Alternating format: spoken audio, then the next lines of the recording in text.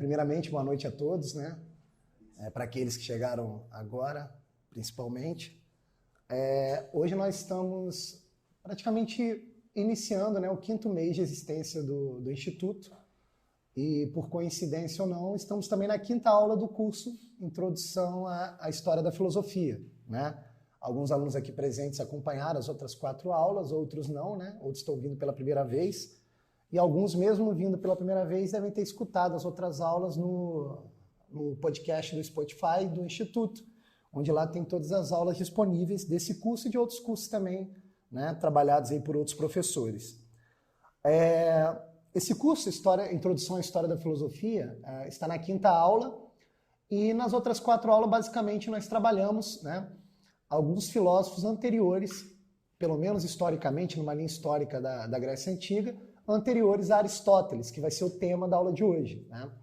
Na primeira aula, por exemplo, nós apresentamos aqui qual seria a finalidade do curso, né? Mostramos para os alunos presentes o que seria história da filosofia, né?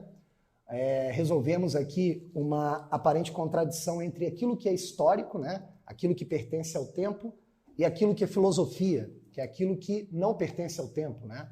Nós vimos ainda nessa primeira aula que quando um filósofo ele apreende uma verdade, ele tem um contato com a eternidade. E como o que condiciona, ou melhor dizendo, aquilo que conceitua que a eternidade é a ausência do tempo, o filósofo, de certa maneira, ele é um personagem ahistórico, né?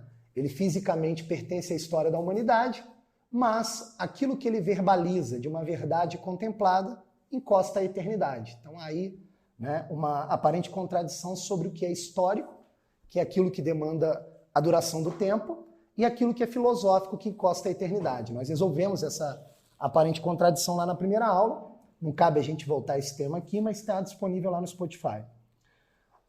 Logo depois, ainda na primeira aula, nós vimos aqui as atribuições de um filósofo, né?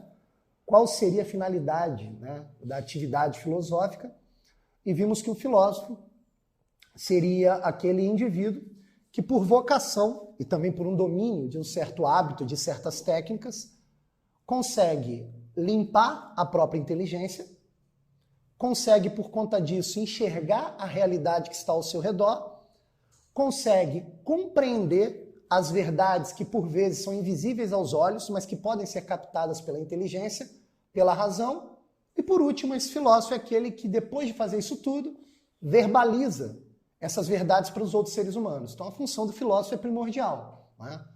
Sem a filosofia, nós nunca vamos ter o auxílio, né, de um ser humano capaz de verbalizar e facilitar o nosso acesso à verdade, né? Isso faz parte da atribuição do filósofo, né? Depois, na segunda aula, né, no 2º mês do curso, nós estudamos aqui os primeiros filósofos que existiram, que foram os pré-socráticos, né? E vimos que os pré-socráticos eles só foram possíveis dentro de um aspecto cultural muito claro na Grécia Antiga, que era um aspecto no qual os gregos já tentavam enxergar a realidade mesmo sem a filosofia. E a ferramenta que os gregos utilizavam eram os mitos, né? Os mitos eram narrativas poéticas que, através de uma historinha contada, visava explicar as verdades que estavam por trás da realidade, né? Quando os primeiros filósofos surgem, né, eles tentam, de maneira racional, né, e menos mítica, tentar compreender essas verdades que estão por trás das coisas, né?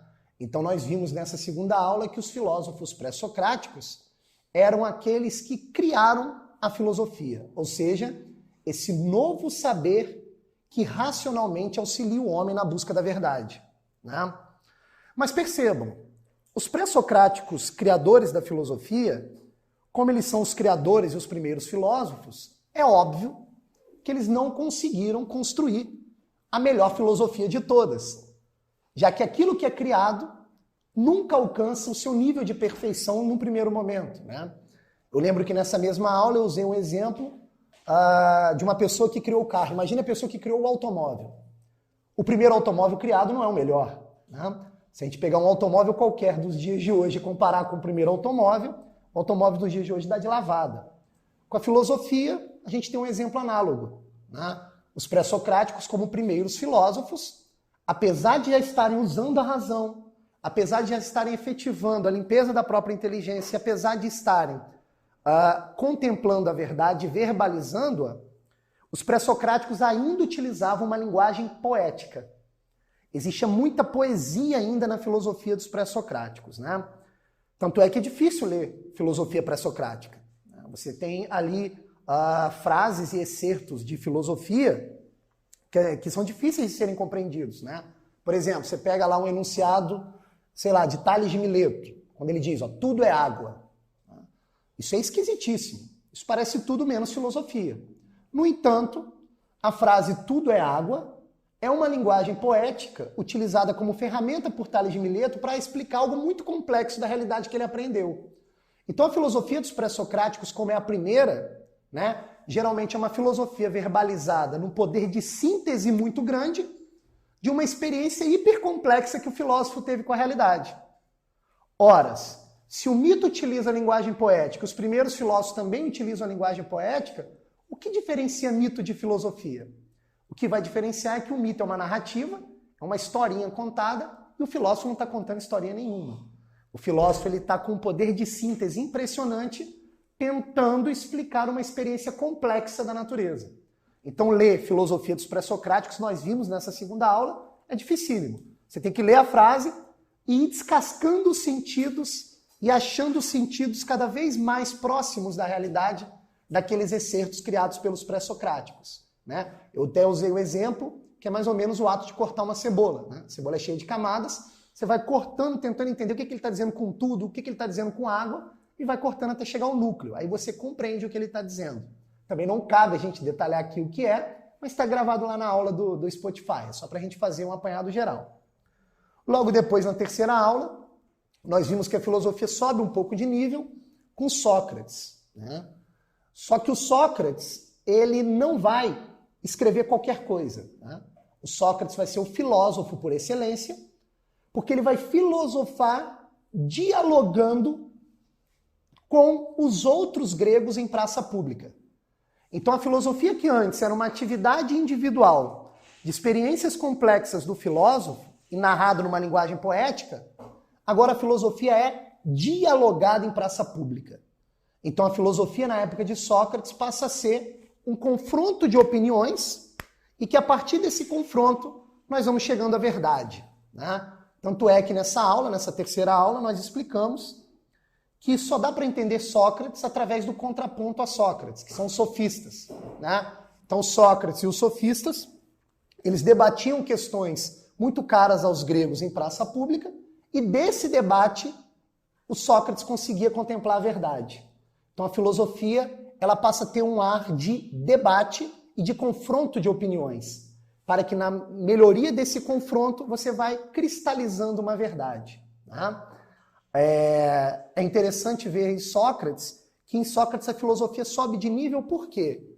Porque agora Sócrates deixa muito claro que o filósofo tem que mostrar a sua cara. Ou seja, Sócrates indo para a praça pública passa a ter a obrigação de ser também um modelo virtuoso de conduta, né? Se os pré-socráticos antes filosofavam basicamente em segredo e filosofavam apenas entre eles, Sócrates traz a filosofia para a praça pública. Então ele aparece como um filósofo em termos de vida, moral, em termos de modelo de conduta. Então nesse sentido, Sócrates representa o modelo de filósofo.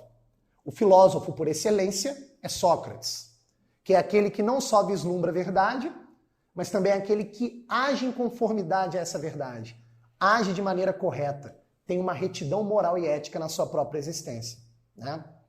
Depois de Sócrates vem Platão, né? Que foi a nossa a nossa quarta aula, né? O Platão foi discípulo de Sócrates, foi o melhor aluno de Sócrates, e o Platão vai formalizar em livros, em formas de diálogos, tudo aquilo que ele aprendeu com Sócrates.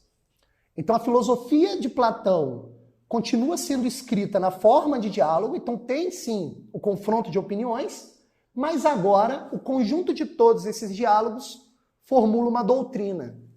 Então Platão é o primeiro filósofo a formular uma doutrina, ou seja, um corpo de conhecimento muito bem estruturado que visa explicar elementos da realidade.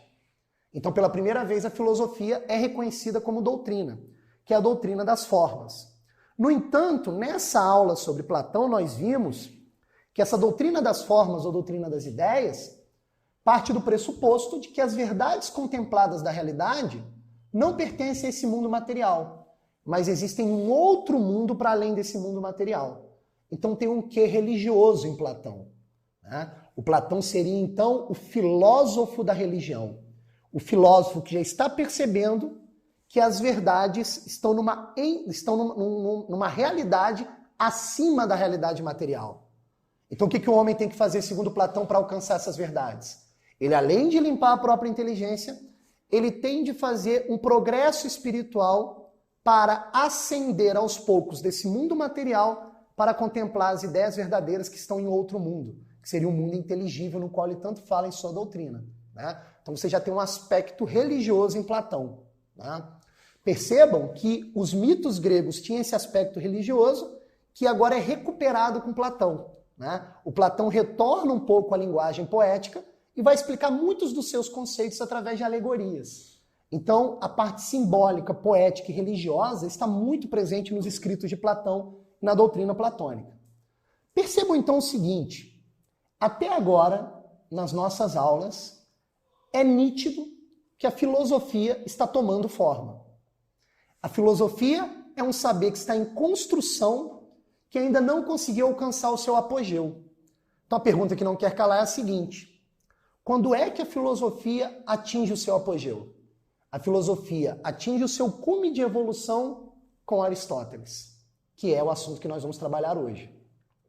O Aristóteles, aí sim, já produz uma filosofia acabada, já produz uma filosofia formada, já representa, a filosofia de Aristóteles já representa o que é a filosofia enquanto disciplina, já representa o que é o saber filosófico.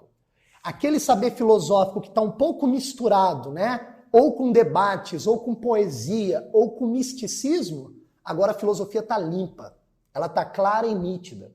Aristóteles atinge o auge da linguagem filosófica. Então Aristóteles representa a filosofia formada, né? Quando eu falo que Aristóteles representa a filosofia formada, eu estou dizendo o quê? Estou dizendo que Aristóteles transforma pela primeira vez a filosofia em uma ciência. A filosofia agora é um conhecimento científico por excelência. Agora nós temos a trinca muito bem formada. Sócrates, o filósofo por excelência, que representa a conduta de vida de um filósofo. Platão, o filósofo da religião, que busca em outro mundo, no mundo inteligível, as verdades. E o Aristóteles, o filósofo da ciência, aquele que olha para a realidade material, contempla as verdades e formula verbalmente numa linguagem formal o que é a filosofia. Agora a gente conseguiu chegar ao melhor carro, né? Retornando ao exemplo dos carros. Aristóteles é o produtor da melhor filosofia. Melhor no sentido de que agora a filosofia é um saber formado. Percebem? Então, essa evolução da filosofia ela tem que estar muito clara na nossa cabeça. Por quê? Porque agora com Aristóteles você tem um sistema pronto. Se você quer aprender filosofia, você tem de recorrer a Aristóteles. Não tem jeito. E quando você recorre a Aristóteles e compreende todo o seu sistema filosófico, fica mais fácil, inclusive, de compreender os filósofos que vieram antes dele. Percebem a questão? Porque ele vai te dar um sistema pronto numa linguagem formal e não vai ter mais aquela dificuldade de leitura de uma linguagem poética. Porque, como nós vimos nas aulas anteriores, ler uma poesia é muito difícil, porque você tem que ir decifrando os símbolos. Agora, os símbolos, eles já estão decifrados por Aristóteles e apresentados numa linguagem filosófica formada. Percebem? Então, essa evolução da filosofia tem que ficar muito clara na nossa mente. No entanto, um aluno atento poderia perguntar o seguinte, mas tem um detalhe nessa história que eu não entendi. Por que de repente, com Aristóteles, a filosofia ganha essa linguagem acabada, mais científica e mais formal? Como foi que isso aconteceu? Primeiro, que Aristóteles é um gênio que sobreviveu subindo no ombro de outros gênios, né? Aristóteles foi aluno de Platão. Aristóteles estudou 20 anos com Platão. O Platão, como nós falamos na aula passada, ele criou uma academia, criou um espaço, né, para a busca do conhecimento que inigualável na época da Grécia Antiga, né, que humilharia qualquer universidade de hoje em dia. O Aristóteles, então, teve esse acaso contribuindo com a sua vida. Então, dentro da biografia de Aristóteles, você já percebe esse primeiro ponto. Aristóteles foi aluno dos melhores professores da época, talvez o melhor, que foi Platão. E na própria academia platônica, Aristóteles teve contato com os maiores cientistas da época. Quem eram esses cientistas? Pessoas que tentavam entender o movimento dos astros, tentavam entender os animais, trabalhavam com a ciência da medicina, que já era uma ciência que existia na Grécia, né, que foi criada por um grego chamado Hipócrates. Então Aristóteles teve contato, já estudando com Platão, com vários cientistas. E um outro ponto da biografia que contribuiu com essa formação científica de Aristóteles foi que o próprio Aristóteles foi filho de médico, né? O pai do Aristóteles, Nicômaco, foi um grande médico, né? E quem aqui já chegou próximo da ciência intitulada medicina, sabe que é necessário uma organização racional para entender o corpo humano, né? O corpo humano é um organismo, né? Compreender o corpo humano significa compreender as funções de cada órgão, as relações causais de um órgão com o outro. Essa organização intelectual que o médico faz ao compreender o corpo humano vai interferir de maneira positiva na filosofia aristotélica. Ele vai trazer essa sistematização das ciências naturais, como a medicina, para dentro da filosofia. Então esses dois aspectos biográficos de Aristóteles contribuíram para que Aristóteles pudesse formalizar numa linguagem mais científica a filosofia acabada, a filosofia na sua forma final. A filosofia agora com o melhor carro, percebem? Em comparação à filosofia nascente. Então nós temos com Aristóteles a filosofia mais perfeita possível, graças a esses aspectos, obviamente, da sua biografia. E o Aristóteles tem um outro dado interessante na sua biografia, né? O Aristóteles foi escravo. Aristóteles foi escravo de uma família renomada, que foi a família de Alexandre o Grande. Aristóteles foi professor de Alexandre o Grande quando Alexandre era pequenininho, né? Era um adolescente, era uma criança. Então Aristóteles contribuiu também com a formação intelectual, né, desse grande estadista. Então percebam que Aristóteles, ele teve, por obra também do acaso e das circunstâncias, contato com o máximo de genialidade que você poderia encontrar, né, num lugar, né, que foi o caso de Aristóteles. E o Aristóteles, depois da morte de Platão, ele também criou a sua própria escola, né? Que foi o Liceu Aristotélico, que inovou na maneira de dar aula, no qual Aristóteles levava os seus alunos para passear no jardim e as aulas eram dadas, né, ao ar livre, contemplando, né, a natureza através dessas caminhadas, que é um dado interessante também da biografia de Aristóteles. E uma outra curiosidade, para a gente terminar essa parte biográfica, o Aristóteles também é o criador da biblioteca, né? Ele foi o primeiro camarada a categorizar os escritos por assunto e autor, né? Isso mostra também o poder de organização e de sistematização do conhecimento, que é uma outra contribuição formidável de Aristóteles, né? Talvez sem a biblioteca demoraríamos mais a compreender assuntos que outras pessoas já pesquisaram. Então isso é uma contribuição sensacional de Aristóteles. Nesse sentido, biográfico de Aristóteles, já dá para perceber sua genialidade.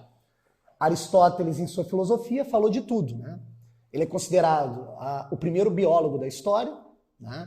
Aristóteles ele gostava de entender a natureza dos animais, né? Ele tem um livro famoso, né, o chamado História dos Animais, um livro interessantíssimo, no qual ele explica a biologia dos animais. Algumas partes, obviamente, dessa biologia já foram superadas, mas não deixa de ter uma genialidade ali, né? Aristóteles também foi um grande físico, né? Aristóteles contemplava também as estrelas e os astros. Ele tentava imaginar e categorizar esses movimentos como eles se davam, né? Então Aristóteles contribuiu também nessa área científica, né? E principalmente Aristóteles contribuiu, obviamente, na filosofia, né?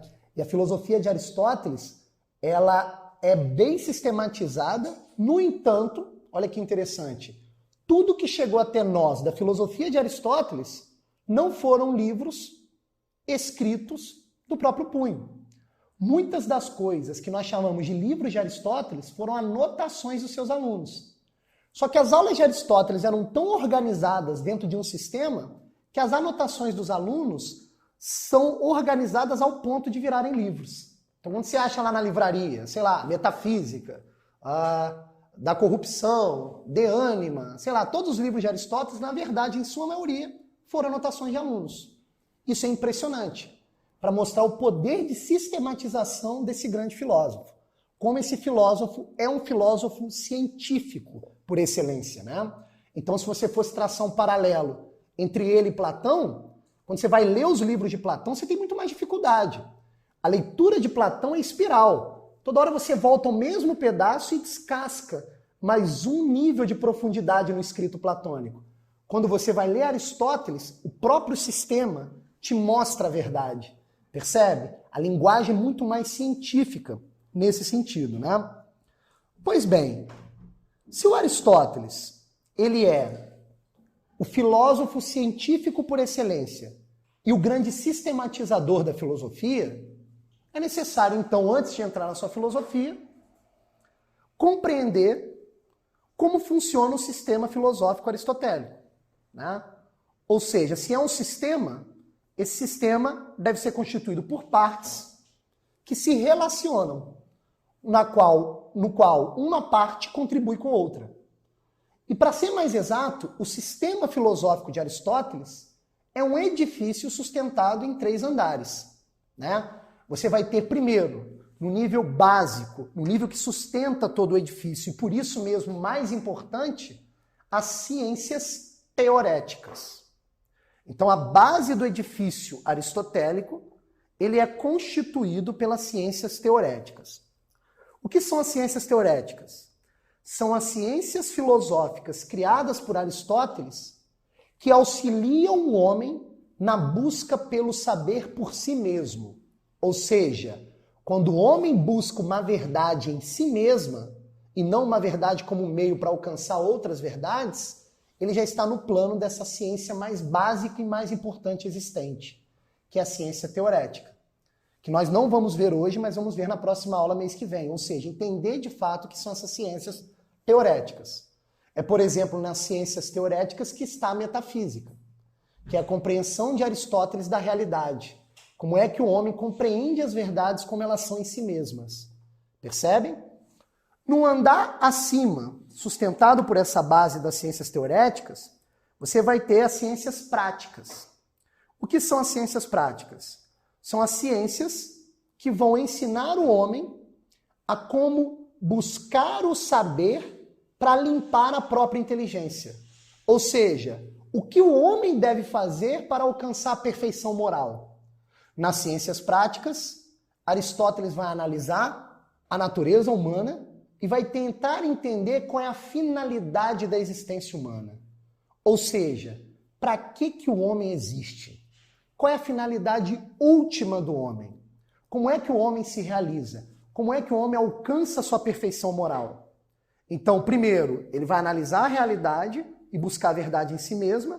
E segundo, agora com as ciências práticas, ele vai ensinar o homem sobre o que o homem deve fazer para realizar a finalidade específica da sua natureza, né? Qual é a natureza humana e qual é a finalidade da natureza humana? É esse segundo pedaço que nós vamos nos concentrar hoje, tá? E por último, né, no andar menos importante que as outras duas partes, mas ainda assim muito importante, você vai ter as ciências poéticas. As ciências poéticas são aquelas ciências que o Aristóteles utiliza e nas quais ele se dedica, para tentar compreender a necessidade do homem de saber certas coisas para produzir coisas novas. Não é isso? Por exemplo, quando o homem produz essa mesa é um artifício produzido pelo homem. Aristóteles vai tentar entender por que o homem consegue construir essas coisas e para que essas técnicas e essas tecnologias servem ao homem. De que forma servem ao homem? Essas seriam, então, as ciências poéticas, né? Seriam ciências menos importantes, por quê? Porque a finalidade última do homem, nós vamos ver na aula de hoje, não é construir coisas. A finalidade última do homem, nós vamos ver já na aula de hoje, é a felicidade. Já a gente entende o que seria isso. Então, o edifício aristotélico é constituído desses 3 andares, né? Você tem na base o conhecimento da realidade, Você tem no segundo ponto o conhecimento de si mesmo e qual é a finalidade humana. E no terceiro ponto, né, como é que o homem age buscando saberes que o auxiliam a produzir coisas materiais.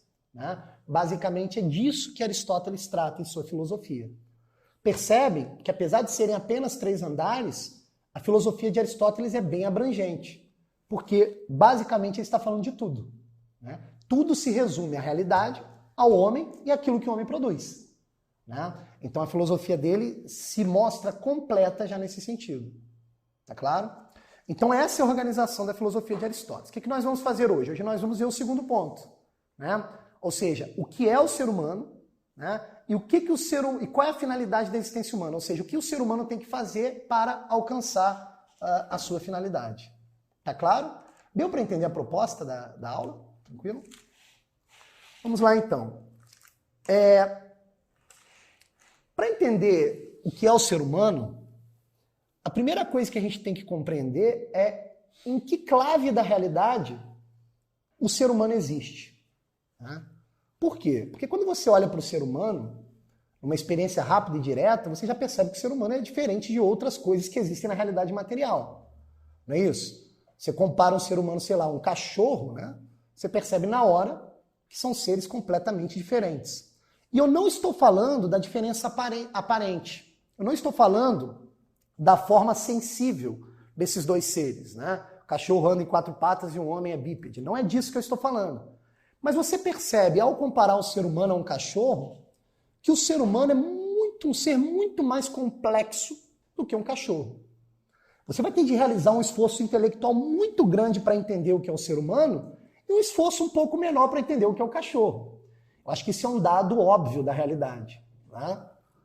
Então isso significa dizer o seguinte de cara, que o ser humano existe na realidade e ele pertence a uma clave da realidade que nos faz concluir que a realidade inteira é estruturada de maneira hierárquica.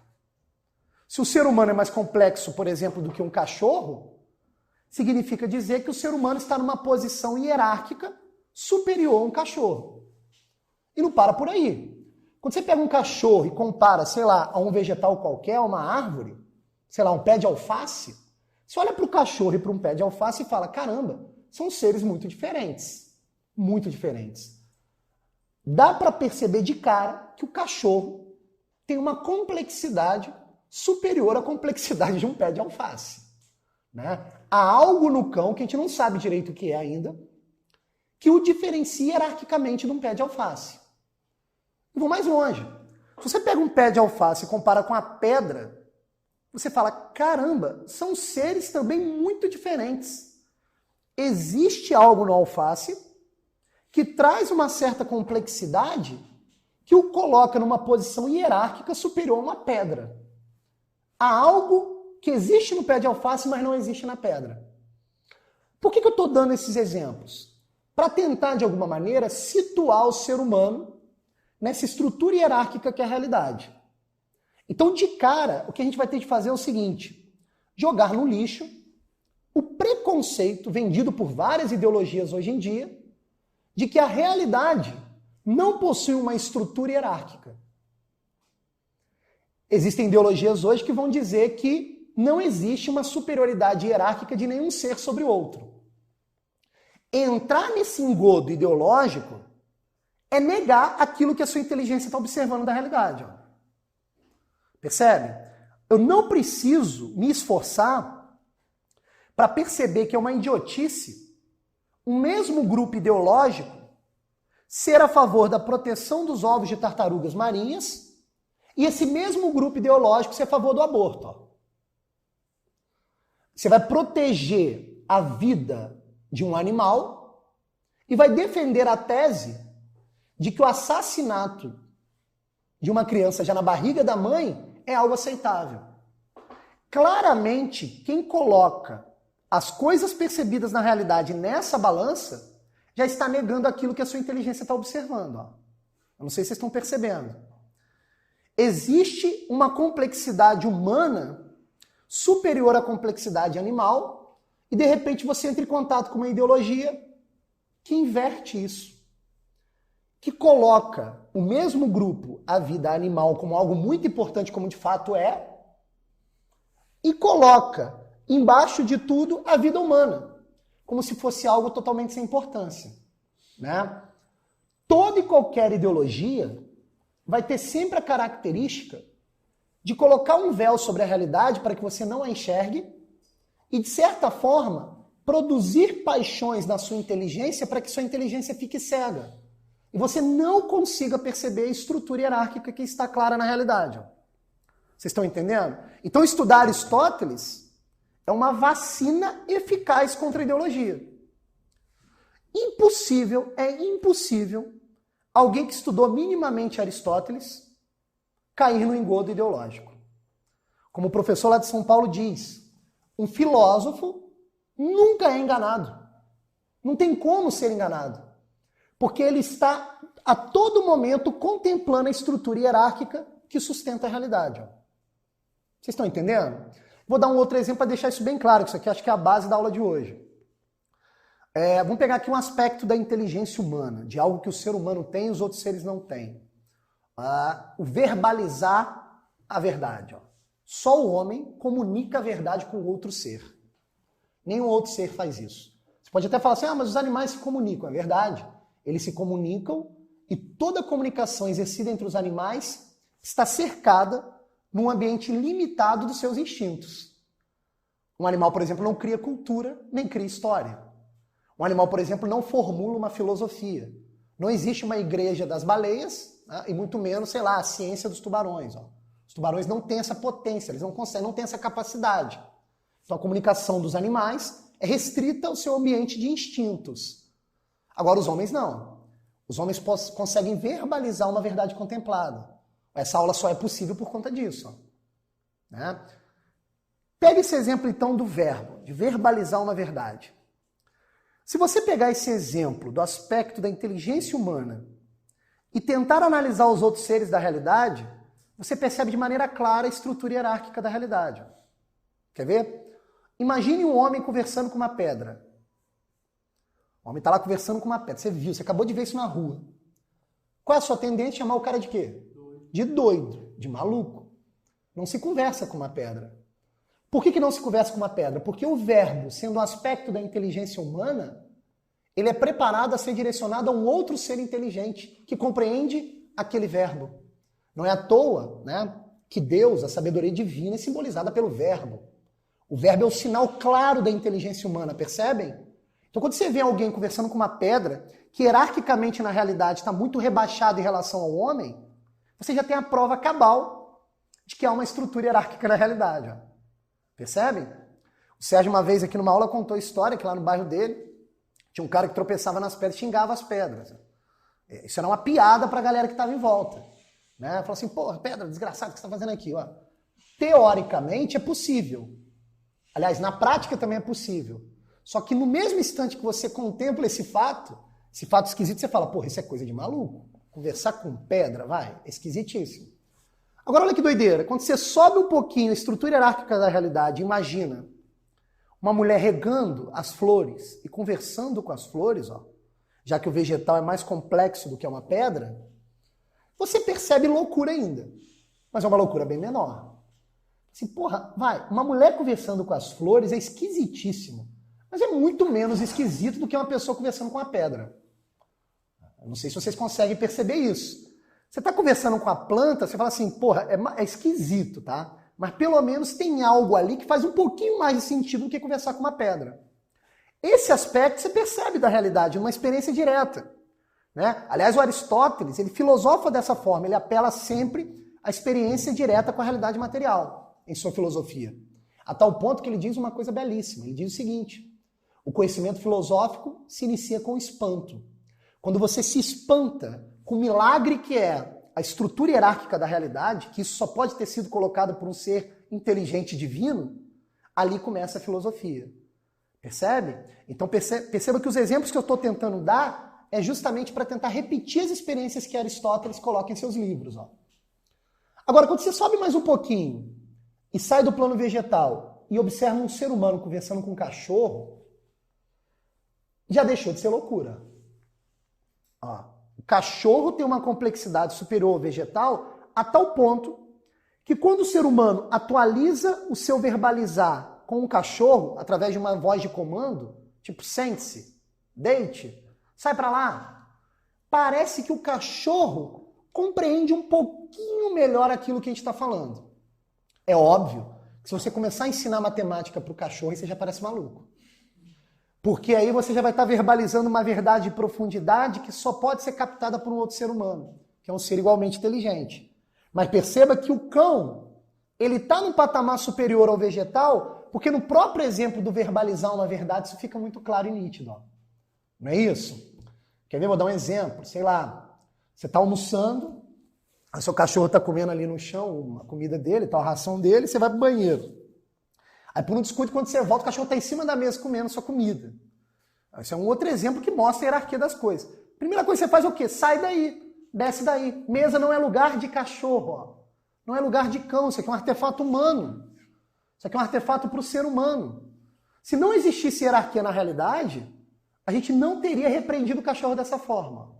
É óbvio que hoje em dia isso é difícil exemplificar, porque tem muita gente muito doida por aí que trata como um cachorro como um ser humano. Aliás, vale aqui como parêntese, eu adoro ver esses programas de animais em TV fechada. Eu geralmente boto no mudo, porque a narração dos caras do programa, eles vão humanizando os bichos. Daqui a pouco o pinguim tá com ciúme do outro. Eu falei, que doideira é essa? Pinguim amando o outro. Aí eu boto no mudo, mas eu gosto de observar, porque a vida animal é interessante. Você aprende muitas outras coisas, pelo menos o lado instintivo. E aí tem um programa que eu gosto muito, vocês já devem ter visto, o Encantador de Cães, né? Aquele Milani. Pô, aquilo é genial, cara. As pessoas ligam para ele, para esse tal de César Milani, que é um especialista no comportamento canino.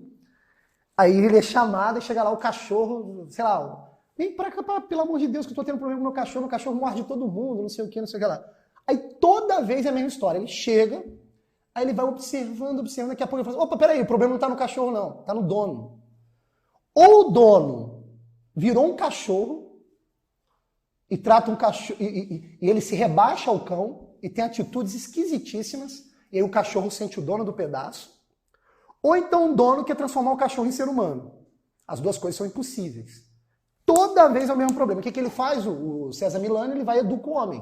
Fala, meu filho, você vai ter que ser ser humano e o cachorro ser cachorro. Se você esquecer isso daí, essa estrutura básica da realidade, o seu cachorro nunca vai aprender a se comportar. Percebem? Então é nítido essa estrutura hierárquica. Agora, voltando ao exemplo do verbo, da fala, quando você vê um ser humano conversando com outro ser humano, você fala assim, opa, estado total de normalidade. O ser humano conversa com outro ser humano e pior, se o ser humano não tiver uma relação verbal com outro ser humano, ele deixa de ser ser humano. O verbo simboliza tanto a inteligência humana, esse aspecto que os outros seres não têm, que se um ser humano não se comunicar com outro ser humano habitualmente, ele fica louco. Tanto é que quando Aristóteles vai tratar a política, se Deus quiser a gente vai trabalhar nas próximas aulas, o Aristóteles vai dizer o seguinte, olha que interessante. Uma boa organização política de uma cidade deve ser uma organização tal que contribua para que o ser humano seja mais humano. O ser humano precisa do outro. E verbalizar uma verdade para outro ser humano faz parte da natureza puramente humana. Percebe? Com raríssimas exceções, é óbvio, né? De pessoas que já atingiram uma sabedoria mais elevada, que não tem necessidade disso, mas elas continuam conversando, só que elas estão conversando com a inteligência divina que é Deus. É um outro patamar. Né? Por exemplo, monges que vão, sei lá, pessoas que vão morar na caverna, afastadas da sociedade, servem também como exemplo aristotélico, por quê? Porque eles também estão conversando com uma inteligência, que seria a conversa direta com Deus. O verbo encarnado, perfeito. Exatamente. Exatamente. Agora, não pode se confundir isso com qualquer eremita, né? Qualquer pessoa que vai buscar viver uma solidão e fica realmente maluco, né? Tem esses programas na TV aí que até o Sérgio estava citando esses dias. Mas eu acho que com esse exemplo fica claro que há uma hierarquia entre os seres. Né? Então você tem os minerais, os vegetais, os animais e os homens. Negar essa hierarquia estrutural da realidade é negar a realidade. O que as ideologias fazem? Fala que essa hierarquia não existe. Você caiu nesse engodo, já era. Você já está no buraco da ignorância, na escuridão da ignorância. Isso é muito sério. Né? Diante disso, como explicar cada ser dentro dessa estrutura hierárquica para chegarmos à natureza humana. Quando você está lá no primeiro degrau e compara um mineral a um animal, você vê uma diferença radical. Na hora que você observa qualquer mineral, você diz, é um ser inanimado. A pedra, ou esse apagador, ou essa garrafa d'água, fugindo um pouco dos minerais, mas apelando aos objetos inanimados, eles possuem uma existência, mas falta algo neles ao ponto da gente falar, essas coisas não têm vida. Uma pedra não tem vida, um apagador não tem vida, uma garrafa d'água não tem vida. Percebem? Há algo neles que nos denota a conceituação de seres inanimados. A palavra animado ou inanimado vem da palavra ânima, que em grego significa alma. Então, seres sem vida, seres inanimados, são seres que não possuem alma.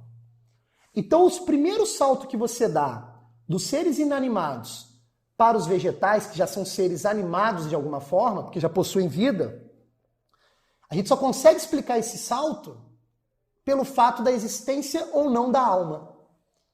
Existe uma alma dentro daquele corpo, não existe uma alma dentro daquele corpo.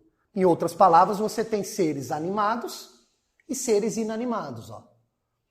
Então, o primeiro salto na estrutura hierárquica da realidade em relação aos seres, talvez seja o salto principal, que é aquela que separa o que é inanimado e o que é animado. Percebem? Então, o ser animado é o ser que tem vida, que tem alma.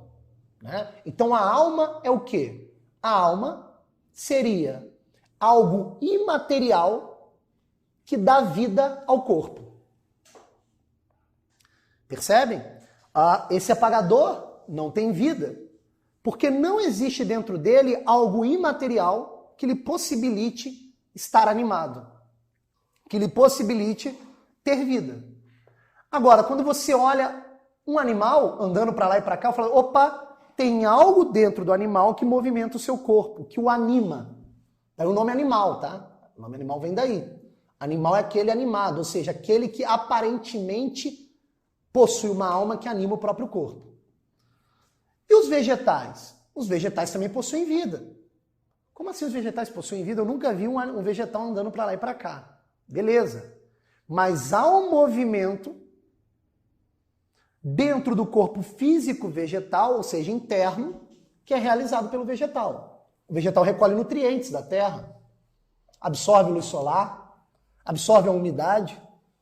Então, todo movimento intrínseco ao vegetal já denota que ali há vida. Já denota que ali há uma alma agindo de alguma forma. Percebem? Essa alma tem um nome. Aristóteles a nomeia como alma vegetativa. Né? Então, o que seria a alma vegetativa? É a alma responsável pelas atividades biológicas do ser. As atividades mais básicas da biologia do ser. As atividades que mantêm, de certa forma, a vida do corpo. Horas. Se os outros seres, como os animais e os homens também são seres vivos, então os vegetais, os animais e os seres humanos possuem alma vegetativa. Vou dar um exemplo. Eu estou aqui nesse exato momento dando a aula e uma série de movimentos internos do meu corpo, de órgãos, o pulmão, o coração e etc., eles estão se movimentando mediante a origem do movimento, que vem da alma vegetativa. Então, os vegetais, os animais e os homens têm de possuir alma vegetativa, porque ela é responsável, né, pelas atividades biológicas mais básicas de qualquer ser vivo. Percebem? Então, a parte da alma mais grosseira dos seres vivos é a alma vegetativa, porque é aquela que está mais colada ao corpo, que é aquela que é responsável pelas ações do corpo, ações internas do corpo. Vocês estão entendendo? Tá claro? Só que tem um detalhe. Isso não ajuda muito a entender o que é o ser humano. Porque se o ser humano tem alma vegetativa, os animais têm alma vegetativa e os próprios vegetais têm alma vegetativa, eu preciso de mais características da alma humana para diferenciar o homem desses outros seres. Já que o homem, como nós já vimos, está numa posição hierárquica superior a esses outros seres. Mas para isso a gente vai ter que ascender um pouquinho aos animais. Observem os animais. Os animais já têm uma característica que os vegetais não têm. Os animais se movimentam. Então olha só que maluquice. Isso é um milagre, cara. É um milagre. Os animais, eles já têm um movimento aparente. Você olha para o animal e vê ele se movimentando. Com raríssimas exceções. Por isso o nome animal. Por que o nome animal? Porque é ali que a ânima, ou seja, a alma, está movendo o corpo de maneira mais clara e notória, de maneira mais aparente. O animal é aquele que possui ânima por excelência. Nos vegetais tem que se esforçar um pouco para enxergar a alma, percebem? Que o movimento é interno. No animal é muito claro. Um cachorro anda para lá e para cá, um leão, etc. Então, tem que existir um aspecto na alma do animal que não há na alma vegetal. Esse segundo aspecto é a alma sensitiva. Então, os vegetais têm uma alma simples, que é a alma vegetal. Os animais já têm uma alma dupla. Tem a alma vegetativa, responsável pelos movimentos biológicos, e uma alma sensitiva. Qual é a finalidade da alma sensitiva? Né? Como o próprio nome já diz, a alma sensitiva é responsável pela sensibilidade do corpo. O nosso corpo possui os 5 sentidos, não é isso? Os nossos 5 sentidos, eles fazem a união entre o corpo e o objeto material. Você percebe os objetos materiais com 5 sentidos. No entanto, o movimento que possibilita os sentidos sentirem as coisas materiais em volta é colocado pela alma sensitiva. Então, qual é a finalidade da alma sensitiva?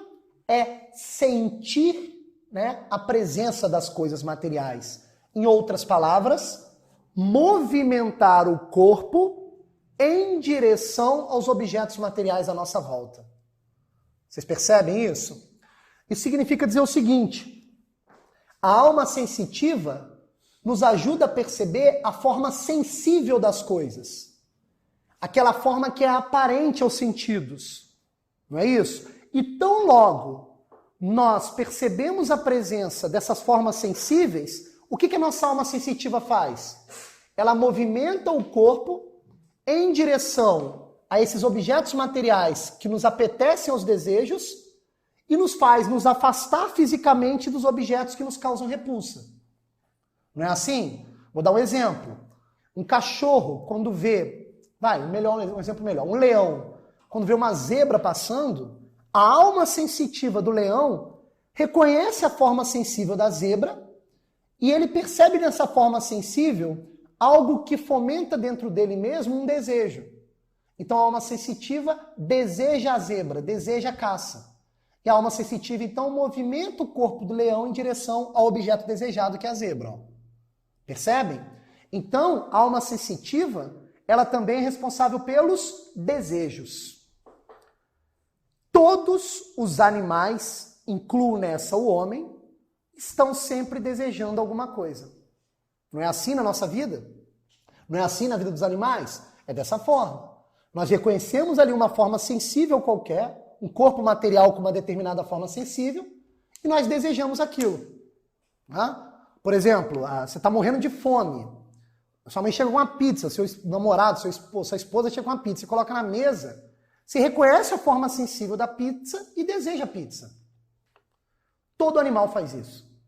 Todo animal tem a capacidade, segundo a sua natureza, pela alma sensitiva, de reconhecer uma forma sensível e desejar aquela forma sensível ou criar uma repulsa, dependendo da sua natureza. Percebem? Um animal escapa do perigo, porque ele reconhece a forma sensível de um determinado objeto que causa nele temor. Então ele foge. Uma planta não tem essa capacidade. Ó.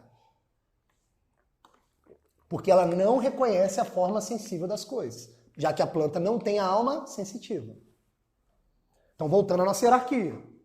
Os vegetais, alma vegetativa. Os animais, alma vegetativa e alma sensitiva. E os homens até agora também, alma vegetativa e alma sensitiva. Tá claro? Então, sentir e desejar são inclinações da alma sensitiva. Isso também não nos ajuda muito. Porque se eu defino o homem como um ser que deseja, eu estou igualando o homem aos animais. Ó, porque os animais também desejam.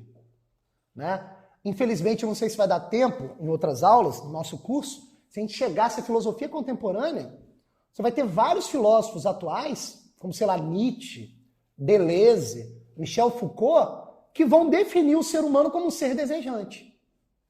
Então, na verdade, essas pseudo-filosofias estão dizendo o quê?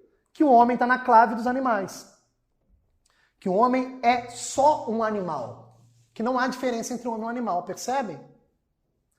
Vou dar um outro exemplo. Vamos pegar um outro movimento ideológico aqui, uma outra ideologia, vai. A ideologia LGBT.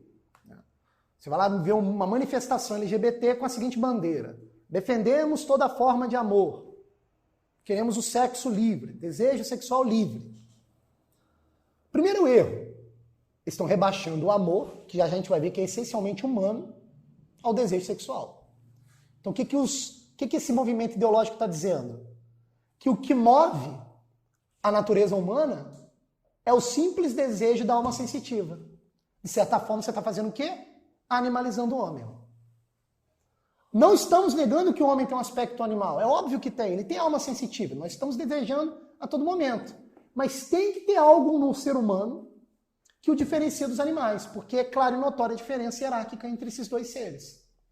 E aí nós chegamos ao terceiro e último aspecto da alma. O ser humano tem um terceiro aspecto que nem os vegetais e nem os animais possuem, que é o que vai diferenciar essencialmente o homem dos outros seres, que é a alma racional. A alma racional, agora sim, define a natureza humana e a diferencia dos outros seres. Ó. Percebem? Então está na alma racional a essência humana. Aristóteles é muito hábil. Aquela definição que as nossas tias do Fundamental colocavam a explicar o que é o homem é um animal racional, lembra? Você tinha que decorar isso. A definição foi criada por Aristóteles. E é uma definição maravilhosa. Quando ele diz que o homem é um animal racional, ele está dizendo, olha, o homem tem um aspecto sensitivo animal que deseja a todo momento, mas ele também tem um aspecto racional que o diferencia dos animais. Então nós estamos ali no intermédio entre os animais e a inteligência divina. Percebem o que eu estou dizendo ou não? E os animais estão no intermédio entre o homem e o vegetal. Os vegetais estão no intermédio entre os animais e os minerais. É impossível negar essa hierarquia da realidade, porque é um dado óbvio, é um dado objetivo da realidade. Mas no que consiste a alma racional? O que é a alma racional? A alma racional seria a vontade humana. Pelo amor de Deus, não confundamos vontade com desejo. O desejo está na esfera da inclinação sensitiva, animal. E a vontade é uma inclinação da alma racional. Então, na própria hierarquia das almas dentro do homem, a alma vegetativa está colada ao corpo, a alma sensitiva um pouquinho mais descolada, mas depende do corpo para desejar as coisas, e acima de tudo a alma racional. Olha que impressionante. A vontade humana racional, que está na alma racional, independe do corpo. É a parte mais autônoma que o homem possui. É a alma racional. Horas, se a alma racional independe do corpo de certa forma, então a alma racional tem vontade de coisas que não são materiais. Ó. O que vai alimentar então de verdade o homem não vai poder ser algo material que apetece o nosso desejo instintivo. Uma pizza mata a fome, mas uma pizza não completa a humanidade de um ser humano. Vocês estão entendendo o que eu estou falando? Colocar como objetivo de vida realização apenas do apetite sexual e considerando outros corpos humanos como corpos que propiciam o prazer sexual, se você usa isso como conduta de vida, você não está vivendo uma vida plenamente humana. Você está vivendo uma vida animal. Então, se a alma racional tem a vontade de coisas imateriais, nós temos que entender que coisas são essas. O que a alma racional busca que faz o homem ser mais ser humano? O que será isso? Aí Aristóteles é genial. Ele vai sintetizar tudo aquilo que a alma racional busca e vai chamar com uma palavra apenas aquilo que simboliza a finalidade última do ser humano. Ele vai chamar de felicidade. Olha que coisa impressionante. Ele vai dizer o seguinte: aquilo que é imaterial, na qual a vontade racional do homem aponta e busca, eu, Aristóteles, chamo de felicidade. E o que é a felicidade? A felicidade seria a satisfação que se mantém na alma racional. E melhor dizendo, vou melhorar essa definição. A felicidade seria uma satisfação da alma racional. A alma racional, quando se satisfaz, ela se sente feliz. A felicidade seria uma espécie de satisfação plena da alma racional. E ela acontece quando o homem percebe que a sua vontade está alinhada com bens imateriais. Quais seriam esses bens imateriais que simbolizam essa felicidade?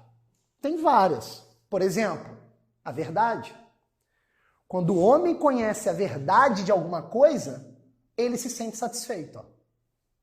Fala, caramba, é muito bom compreender isso. Mas vem cá, você compreendeu o quê? Você compreendeu algo material? Não. Você compreendeu a verdade que está por trás das coisas materiais. Ó. Não sei se eu estou sendo claro, né? É muito interessante, às vezes estou dando aula, estou explicando um negócio difícil pra caramba como isso, né, lá para os alunos do ensino médio. Daqui a pouco você olha para o aluno, o olhar do aluno brilha. Fala assim, caraca, o aluno compreendeu, ele brilha por quê? Porque o próprio aparato físico do aluno já forma ali uma capa de lágrima que traduz naquela emoção de percepção daquilo que eu estou falando. O cara percebeu o que eu estou falando, ele entendeu o que eu estou falando. Aquilo satisfaz ele de alguma forma e torna ele mais humano. Ó. Não sei se eu estou sendo claro. Então, quando você capta uma verdade, você se satisfaz como ser humano. Então, a verdade é um valor imaterial, que traz felicidade ao homem. Quer ver outro exemplo? O amor. O homem é o único ser que pode amar. O homem busca amar. O amor é algo material? Não. O amor é um bem imaterial. Um animal não pode amar. Os alunos que gostam de cachorrinho ficam revoltados com isso. Meu cachorro me ama. Não, meu filho, não. O amor do homem transborda tanto que o homem direciona o amor ao cão. Mas o cão, por ser escravo da alma sensitiva e dos instintos, ele não pode retribuir o amor. Então, o homem, ao derramar amor sobre o cão, ele coloca o cão como reflexo desse amor. De tanto é o amor humano. Mas o cachorro mesmo não tem uma alma racional, portanto, não pode almejar esse bem imaterial que é o amor. Percebem? Não é à toa que quando você pega os mandamentos direcionados pela própria inteligência divina, você pega os dois primeiros, né? Amar a Deus sobre todas as coisas, por exemplo, você poderia traduzir filosoficamente por amar a verdade sobre todas as coisas. E quando você vai para o segundo mandamento, a coisa ainda corrobora o que Aristóteles está dizendo. Amar o próximo como a ti mesmo. Você tem dois mandamentos em um só, inseparáveis. O homem tem uma alma racional tão pronta para amar, com uma vontade tão direcionada ao amor, que ele só consegue se amar amando o próximo. E ele só consegue amar o próximo se amando. O amor aí no sentido de conhecer. Ó. O homem tem uma alma racional que busca entrar em comunhão com a alma racional de outro ser humano. Isso é amar. Percebem o que eu estou dizendo? Esse amor já é um bem imaterial que também traz a felicidade ao homem. Então percebe que buscar a verdade e buscar o amor corroboram aquilo que Aristóteles está dizendo. Ó, ser feliz. É isso que é ser feliz. Né? Por que felicidade é uma palavra tão vulgarizada hoje em dia? Porque vira e mexe ela é confundida com a satisfação momentânea da alma sensitiva. A satisfação momentânea da alma sensitiva não pode ser felicidade. Vai ter que ser uma alegria momentânea, vai ter que ser uma sensação momentânea. Por quê? Porque a minha alma sensitiva, ela sempre busca o prazer das coisas materiais, percebem? A comida, a bebida, o ato sexual. Se eu coloco a minha vida como uma vida presa aos objetos materiais, eu não estou usando a minha inteligência para perceber o seguinte: as coisas materiais têm prazo de validade. Portanto, as satisfações também vão ser limitadas a esse prazo de validade. Então, logo, conseguir satisfazer a minha sede ao beber água, daqui a pouco eu estou com sede de novo. Então percebam, a parte animal do homem, que é a alma sensitiva, ela nos coloca numa satisfação e insatisfação momentânea, no aspecto de alegria e tristeza. E se o homem não buscar coisas mais nobres com a sua alma racional, usando a sua vontade racional para disciplinar os desejos, ele fica escravo desse ciclo vicioso. Ele se animaliza. Nesse sentido, temos um outro bem imaterial que nos traz felicidade, a liberdade. O homem é o único ser que, além de buscar a verdade e amar, é o único ser livre. O que é ser livre? Ser livre é ser senhor da própria vontade. Um cachorro não pode ser livre, porque ele não tem vontade. Ele não tem alma racional. Então, um cachorro ele é escravo aos desejos da alma sensitiva. Como um animal, como um ser humano bruto. O que é o ser humano bruto? O ser humano bruto é um animal. É um animal que não está em busca de se realizar como ser humano. Ele é escravo dos desejos. As ideologias contemporâneas, quando elas escondem a estrutura hierárquica da realidade, é para elas forçarem o ser humano a virarem escravos dos desejos. As ideologias têm como finalidade tirar a liberdade humana nesse sentido. Percebem o que eu estou dizendo? Então o homem é o único ser livre por isso. É o único indivíduo que pode, com a sua vontade racional, disciplinar os desejos dos instintos da alma sensitiva. Percebe a questão? Então olha que interessante. Quando eu olho para essa garrafa d'água, tanto eu quanto o cachorro, nós percebemos a forma sensível da garrafa d'água, porque a alma sensitiva me possibilita isso. Agora eu pergunto a vocês, o cachorro tem consciência do que é uma garrafa d'água? Não. Sabe por quê? Porque a essência da garrafa d'água não está na sua forma sensitiva, está na sua essência, na sua forma essencial, que só pode ser captada com a alma racional e não com a alma sensitiva. Tá dando para compreender isso? Então o homem, segundo Aristóteles, é o único ser que tem a possibilidade de ser feliz. Enquanto que os outros seres animais só podem se satisfazer momentaneamente. Percebem a questão? Então, para deixar bem organizados o que eu acabei de falar, a finalidade última do homem é ser feliz. Vou dar mais um exemplo, só para a gente terminar essa parte e caminhar para o final da aula, no que está faltando aqui. Além da verdade, do amor, da liberdade, o homem é feliz quando ele exerce uma vocação. Nenhum outro animal possui vocação. Os animais, por serem prisioneiros dos instintos, eles são escravizados pelos desejos. Os homens têm uma vocação. O que é uma vocação? A vocação seria a vontade mais humana que existe. Seria a vontade ou uma voz que está dentro da alma racional humana. Uma habilidade do intelecto. Então, quando eu escuto a minha vocação, conheço a minha própria alma racional e busco realizar essa vocação, isso também me traz felicidade. Percebem? Um animal não tem vocação, por quê? Porque tudo que o animal vai fazer desde o seu surgimento até a sua morte já está pré-determinado pelos instintos. Os instintos não determinam a vocação humana. A vocação humana é um ato da inteligência. Eu não sei se eu estou sendo claro nisso também, né? Por exemplo, Existe a história, uma história que eu gosto muito, de um grande psicólogo, Dr. Viktor Frankl, quem acompanha o Olavo sabe de que eu estou falando, no qual isso fica bem nítido. O Dr. Viktor Frankl é um judeu que viveu num período que não era bom para o judeu na Europa, que é quando estava estourando, né, a Segunda Guerra, e a Alemanha nazista estava num processo de expansão por toda a Europa. E num determinado momento, o Dr. Viktor Frankl se viu numa encruzilhada. Ele tinha a vocação de expor as verdades que ele estava percebendo na natureza humana, ou seja, ser um bom escritor. No entanto, também, de um outro lado da balança, ele tinha o amor pelos pais.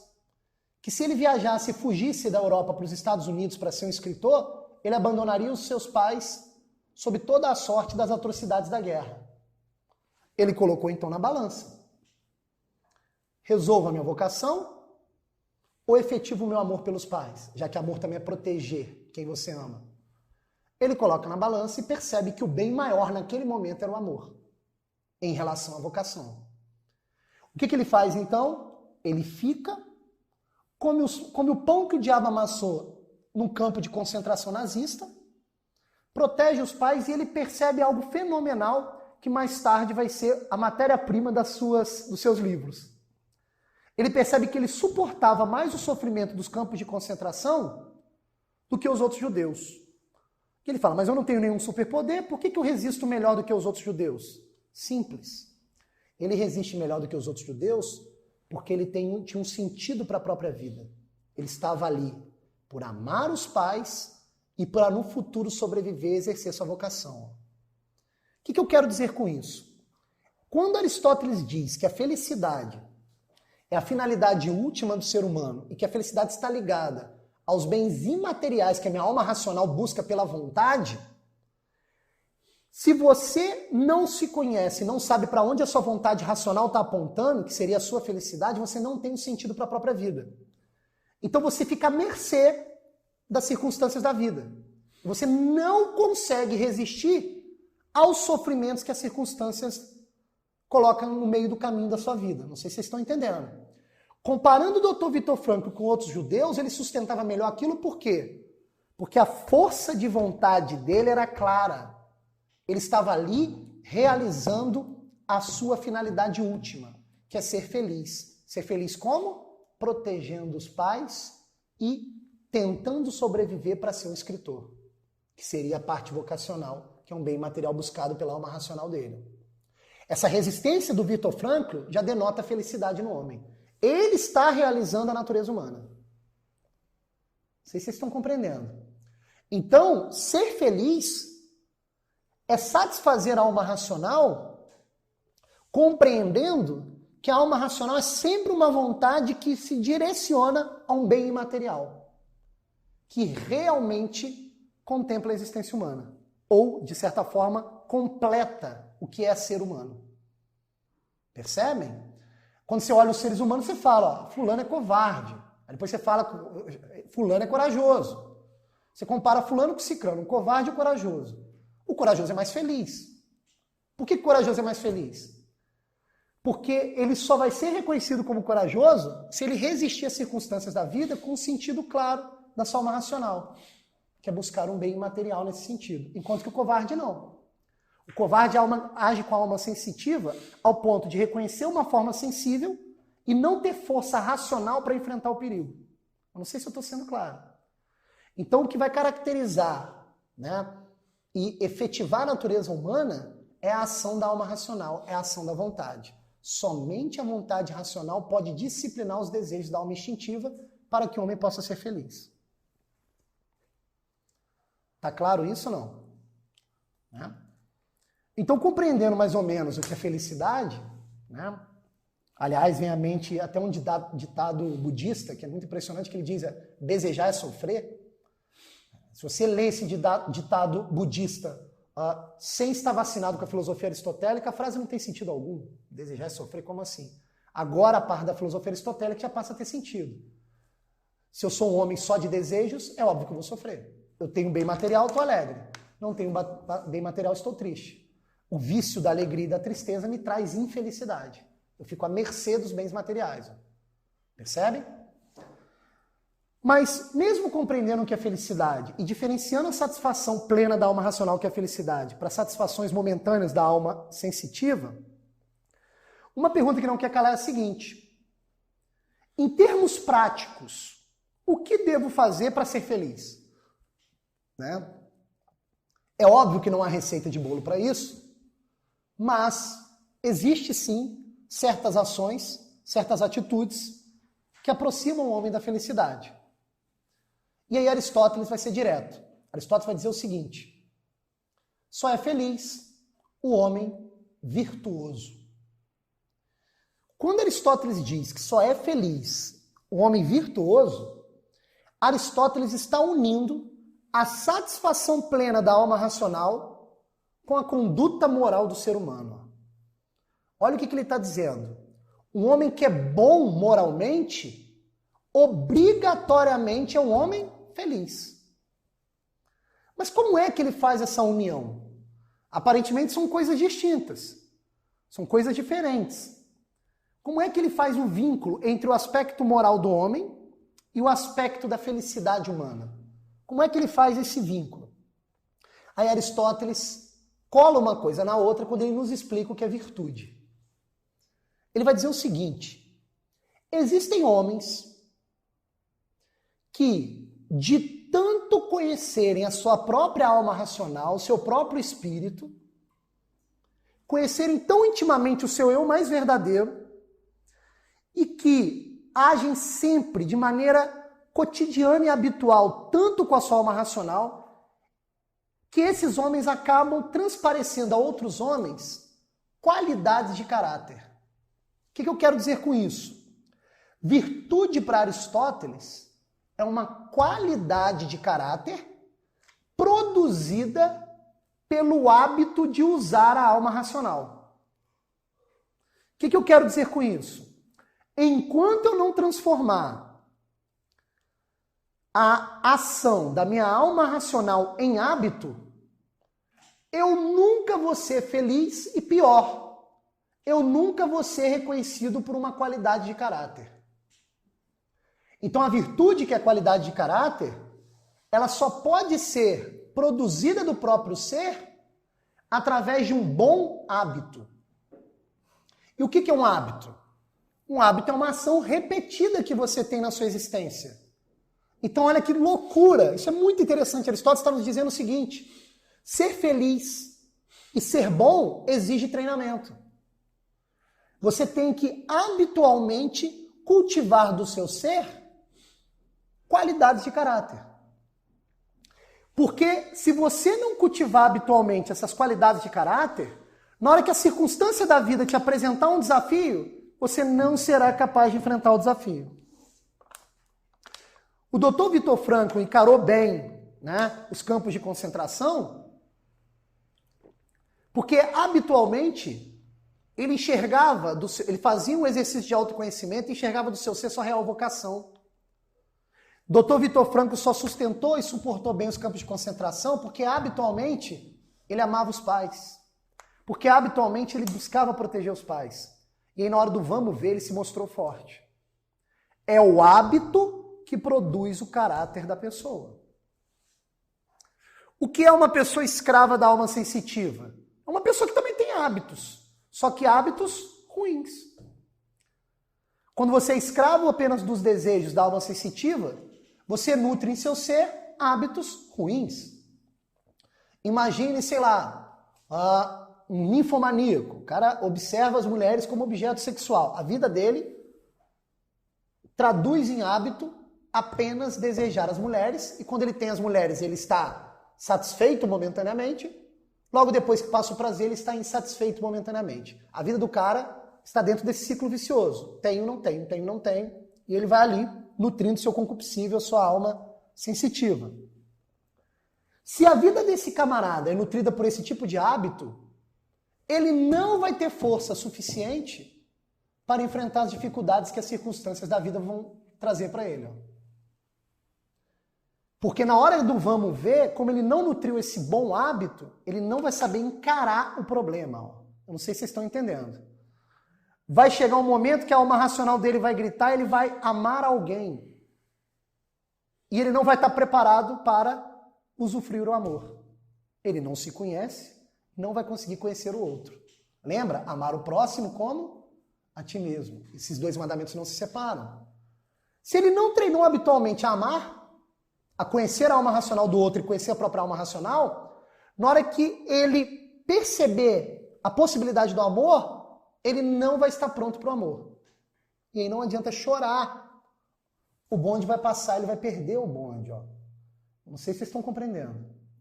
Se ele habitualmente amasse o ser humano e buscasse se amar procurando entender qual é a sua alma racional, na hora da circunstância, como possibilidade para ele concretizar o amor, ele estaria preparado. Enquanto ele não faz isso, ele não vai estar preparado. Percebe? Uma pessoa movida pela alma sensitiva, escravo da alma sensitiva, eu gosto de brincar com os meus alunos, né? Eu, por exemplo, eu fiz uma trilha uma vez, agora eu procuro fazer pelo menos uma vez por ano, de 3, 4 dias. Né? A primeira vez foi punk para mim. Eu não tinha um hábito de fazer aquilo. É muito doido.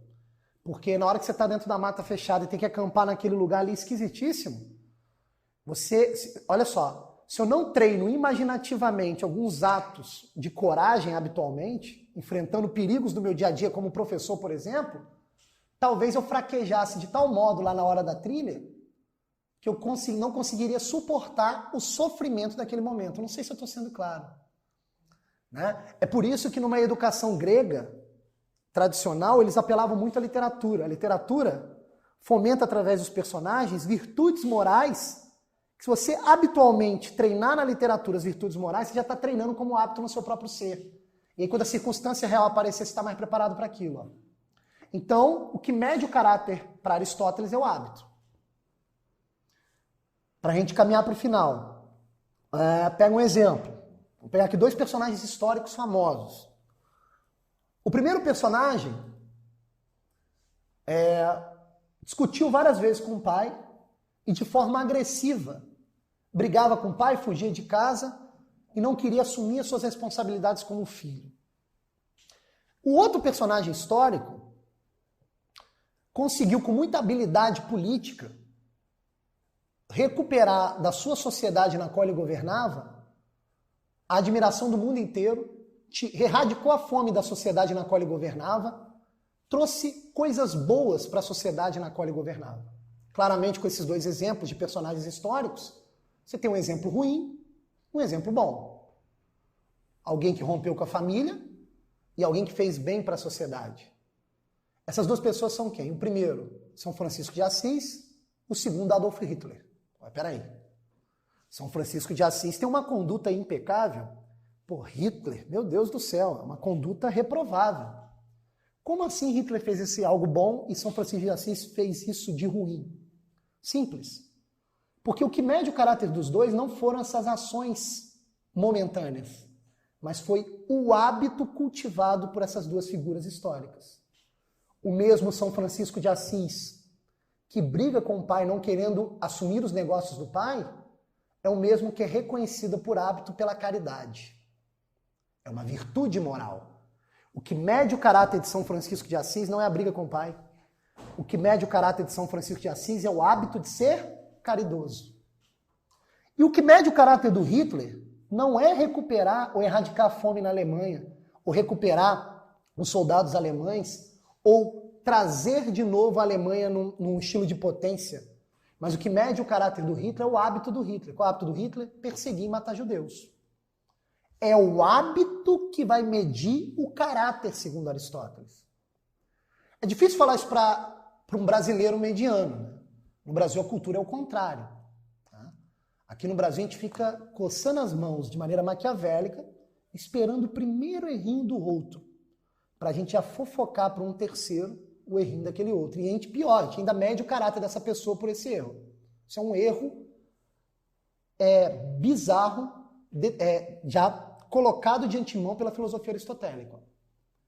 Eu não posso medir o caráter de uma pessoa por uma atitude, 2 atitudes, 3 atitudes, mas pelo hábito. É o hábito que vai ser a medição perfeita do caráter de um indivíduo. Somente o ser humano que cultiva a própria virtude pelo bom hábito pode ser feliz. Percebem a questão?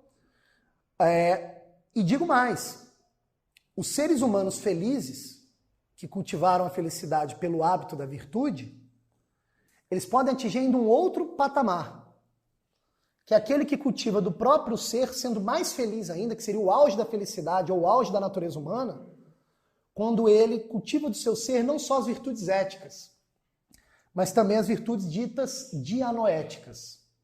O que seria uma virtude dianoética para Aristóteles? A virtude ética é aquela cultivada pelo hábito bom, o hábito do fazer, né? O hábito que você cultiva do seu próprio ser mediante a alma racional. A virtude dianoética seria também um hábito, só que seria um hábito voltado para as verdades mais nobres.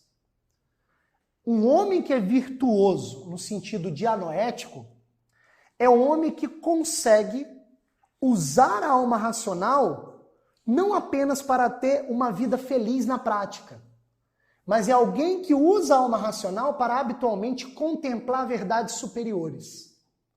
Contemplar o bem em si, contemplar Deus, contemplar a verdade em si mesma.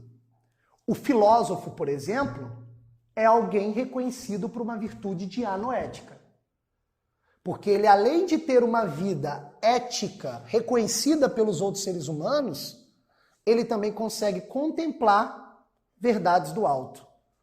Verdades que poucos conseguem alcançar.